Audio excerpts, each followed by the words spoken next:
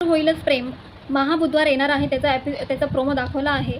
तर त्यामध्ये नंदिनीने जी ती केस सांभाळते त्याबद्दल बोलत होती. त्यावेळेस काव्या बोलते आपलं देखील जबरदस्तीने लग्न झालं. नंदिनी बोलते आपल्या परिस्थितीमुळे लग्न झालं आहे आणि आपलं कोणावर प्रेमही नाही.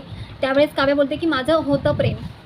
तर जीवा हा बघतच राहतो. जीवा तर काही बोलतच नाही, एकदम सायलेंट मोडवर गेला आहे. पण काव्या या या बुधवारी बोलेल का हा मोठा प्रश्न पडला आहे. कारण की प्रत्येक वेळेस कोण ना कोण मध्ये येतच. आता तिच्या वडिलांना सांगणार होती त्यावेळेस तिची आईचं तब्येत आली, त्यावेळेस मागे सांगत होती, त्यावेळेस फोन आला. त्यामुळे काही ना काही अडथळे येतच राहतात. तर यावेळेस कदाचित मला तरी असं वाटतं की घरचे सगळेजण येतील आणि ते तिथेच विषय स्टॉप होईल.